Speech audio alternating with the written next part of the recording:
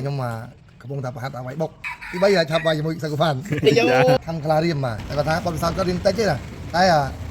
យើងអាចដាក់ណាអ្វីបានពេញបាត់អ្វីបានទេតែបន្តគីឡូ2គីឡូអាច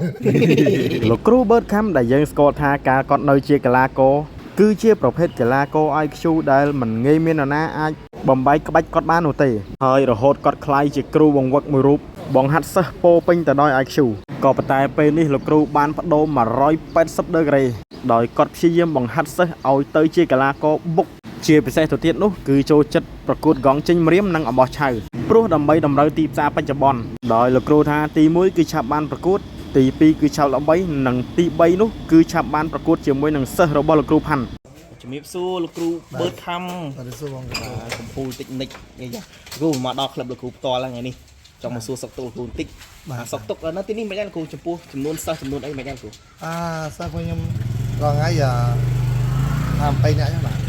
ម៉ានគ្រូ20នាក់20នាក់បាទមិនដឹងគ្រូក្នុងសប្តាហ៍នេះដូចជាមានឃើញសិស្សគ្រូចេញទៅខាង PNN ផងមានប្រហែលអ្នកដែរដែលចេញបាទទៅវាយ2នាក់2នាក់សប្តាហ៍នេះបាទកីឡាករណាខ្លះដែរគ្រូមានខំខ្លានាងនិងទូប្រណុចបាទអីយ៉ាខំខ្លានាងរីចាស់រីចាស់បងខ្លានាងឡើយគាត់ឈោវាយគីឡូណាខ្លះដែរគឺឬមួយក៏ប្រកាន់តែ1គីឡូហ្នឹងទេគាត់វាយ51ហើយពេលខ្លះអត់គូយើងទៅវាយ54ដែរ4ហើយចំពោះការវឹកហាត់គាត់សប្តាហ៍នេះយ៉ាងម៉េចដែរគ្រូបងខ្លានាងហើយមួយម៉ោងផងដែរបាទគាត់ហាត់ល្អបាទសប្តាហ៍នេះទៅខាងណាដែរគ្រូខាង PNN គ្រូខាង PNN ទៅវាយនៅខេត្តកំពង់ចាមស្រុកស្អីមិញស្ទឹងត្រង់អីយ៉ាខាងកំពង់ចាមស្ទឹងត្រង់បាទក្រៅពីពួកគាត់ទាំងពីរថាឃើញថាមានកីឡាករណាខ្លះដែលកំពុងតែលេចធ្លោនៅក្នុងក្លឹបលោកគ្រូដែរបាទមានខំគុនខ្លាខំខ្លាបងប្អូនស្គាល់ហើយបាទរាជខំខ្លារៀមយ៉ាបាទហើយយ៉ាងក្មេងៗទំវ័យគូឯកខ្មែរគូឯកខ្មែរច្រើនដែរបាទចំពោះការបដោះមានការលំបាកយ៉ាងណាទៅដែរគ្រូសម្រាប់ការបដោះគឺលំបាកទី1ការញ៉ាំចុកទី2ណែនាំពីអត្តចរិតរបៀបរបបអញ្ចឹងណាការរស់នៅអញ្ចឹងពិបាកដែរបាទមិនបាក់ដែរបាក់ខ្លាំងការបដោះតាមនេះគាត់ជាពិបាកតាមការសួរនាំបណ្ដារៀមច្បងផ្សេងលោកគ្រូស្នាក់នៅទីនេះផ្ទាល់មើលការខុសត្រូវផ្ទាល់តែម្ដងឬមួយក៏ទៅមកដែរខ្ញុំស្នាក់នៅទីនេះបាទនៅជាមួយសិស្សទាំងអស់គ្នាបាទក្នុងចំណោមលោកគ្រូរៀបរាប់បាញ់មិញតើមានកីឡាករណាដែលកំពុងតែលេចធ្លោហើយដូចលោកគ្រូដឹងទេថាលោកគ្រូជាអ្នកដែលកំពុងអ្នកកំពុងបច្ចេកទេសមួយចុះតើមានណាគេដែលអាចថាស្នងក្បាច់លោកគ្រូបានច្រើនបច្ចុប្បន្ននេះរងថ្ងៃបើឲ្យអ្នកក្លឹបខ្ញុំវាយក្បាច់មានមិនទាន់ទៅមានទេបាទតែខ្ញុំកំពុងតែប្រហាត់អ្វីបុកដើម្បីគ្រូអាចជួបប្រហាត់បាយបុកទី1ឆាប់បាយបានទី2ឆាប់ល្បីទី3ឆាប់វាយជាមួយសកុផានអាយូ distract ទៅលោកគ្រូផានទៀតមកលោកសុំម្នាក់មើលណាគេដែលអាចថាចំនួនក្រោយប៉ះសកុផានបានគីឡូណា60មកនៅគ្រូ60ប្រើឥឡូវអ្នកដែលវាយអំបោះឆៅឬក៏កងចេញរៀមបានខំខ្លារៀមខំខ្លារៀមបាទហ្នឹងចេះលោកគ្រូខាងណាចេះគីឡូ60មកលោកបែកខ្នងលេខសេដុំអូលេខសេដុំបាទតែគាត់ថាបទពិសោធន៍គាត់រៀនតិចទេណាតែយើងអាចដាក់ណាអ្វីបានដាក់អ្វីបានទៀត60បាទពេញបាត់អ្វីបានទេតែគាត់ថា200ឆ្នាំវាតិចតែចាក់ដល់នេះហើយអញ្ចឹងចង់លេងគីឡូ60មកបាក់ជើងមេជើងមុងមកគ្រូមកជ្រុលយើងប្រកាសអញ្ចឹងហីមានឱកាសបើគាត់ថាបច្ចុប្បន្នខ្ញុំកំពុងឲ្យគាត់ធ្វើទី1បច្ចុប្បន្នតម្រូវបច្ចុប្បន្ន60ទី2ឲ្យគាត់ធ្វើបន្តិចមកតម្រូវពេញសិតវិញអូចឹងមក2គីឡូធ្វើបាន2គីឡូ50 60ស្រាប់1គីឡូយើងឥឡូវបើឲ្យគាត់ធ្វើវានៅកលត្រឹម59បាទអញ្ចឹងយើងប្រឹងតិចទៀតត្រឹម58មកទៅអូចឹងមកថាពេជ្រសម្បត្តិក៏ត្រៀមពេជ្រវន្សិតក៏ត្រៀមបាទតែគាត់ថាយើងក្មេងទេយើងវាយបាន20ប្រកួតជាងទេតែគាត់ថាបទពិសោធន៍នៃការវាយប្រកួតលទ្ធផលនៃការវាយប្រកួតអត់ចប់ទឹកច្រើនចេះចង់សាករៀមច្បងដែរដើម្បីបង្កើនកេរ្តិ៍ឈ្មោះដែរបងហើយយើងថាឃើញសិស្សច្បងខ្លាំងយើង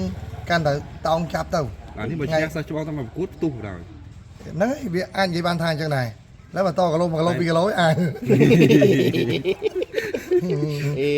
បាទលោកគ្រូតាមការប្រកួតណាជក់ចិត្តដែរមើលទៅដូចបិណ្ឌលោកគ្រូថា ចាប់គាត់ជាខាំខ្លារៀមអាចជាកីឡាករដែលកំពុងតែលេចធ្លោ បាទបច្ចុប្បន្នវាយតិចនិចក៏គាត់វាយគាត់បើដែរហើយអ្វីដែលសំខាន់គឺខ្ញុំចង់ឲ្យគាត់វាយបុក បាទ វាយបុកហើយនឹងវាយតកងជំរាមឯងខ្លារៀមបាទបាទកងជំរាមទី1គាត់តាន់ដែរបាទទី2ដៃគាត់ក៏ធ្ងន់ ង បាទអញ្ចឹងទៅអាចប្រកួតប្រជែងមួយកីឡាករបុកបានដែរ បាទលេច ដូចបើសមត្ថភាពគាត់គេឈ្មោះប្រកបនៅទៀបទេតែសមត្ថភាពគាត់អាចវាយមួយកាន់ធនមិញហុងចាន់ណាយឬក៏ណាពួកតាន់វាយដៃហ្នឹងយើងអាចវាយបាន គេរៀបជាឈុតហើយមកឈុតហ្នឹងគ្រូណា បាទឧទារិតអីហ្នឹងតាន់អញ្ចឹងអាចវាយបានដែរបាទ អូបើថាសមត្ថភាពប៉ះសេរីលំដាប់ប៉ុណ្ណឹងហើយមុំលេងហ្នឹងគ្រូមុំលេងមុំចេញលេងឈុតធំបាន បាទយើងអាចវាយជាមួយពួកគាត់តាន់អញ្ចឹងបានតែប៉ុន្តែគាត់ថាយើងទី1យើងបងប្អូនយើងអត់សូវស្គាល់បាទទី2យើងមិនសូវមានឱកាសវាយបានប៉ុស្តិ៍ផ្សេងៗ បាទ បាទអញ្ចឹងទៅក៏បងប្អូនអត់សូវស្គាល់ក៏មួយខែវាយបានតែម្ដងឬ3អាទិត្យម្ដងទេបាទ តាមសម្ដីគ្រូនិយាយមិញបើសិនជារៀប format បងដឹងឲ្យបាយកាភ្លើងណាបងនឹកសម័យដឹងឲ្យផ្ទុះប៉ុណ្ បាទ ណា ឥឡូវបងប្អូនសម្លឹងមើលថាបើសិនជាវាយបែបធន់មេងហុងបាទពួកបុកវាយអញ្ចឹងហ្មងណាបាទគឺតានីថាពេញសាច់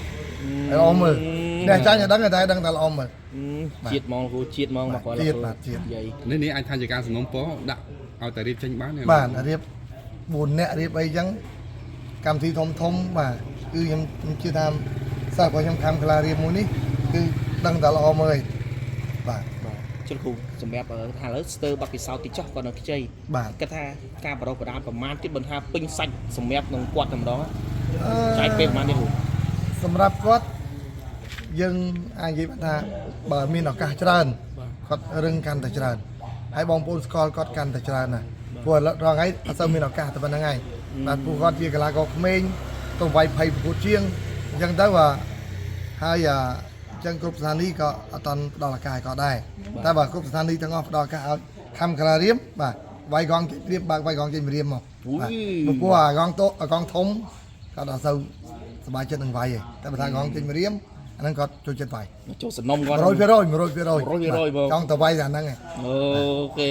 បាទអញ្ចឹងទុកចិត្តហើយបាទលោកគ្រូគាត់និយាយប៉ុណ្ណេះហើយអញ្ចឹងបងប្អូនដែលស្ដាប់ឮជួយចំណាំផងមកខំខ្លារៀមមកក្រោយនោះបាទខ្ញុំមានវីដេអូគាត់ប្រកួតម្ដងពីរដងដែរចឹងអរគុណច្រើនលោកគ្រូអញ្ចឹងសប្តាហ៍នេះយើងជួបគ្នានៅខាងកំពង់ចាម បាទទាំងត្រង់មកសុំទាំងត្រង់មកជួបគ្នានឹងអស់គ្នាបាទ បាទអរគុណច្រើនលោកគ្រូបាទអរគុណ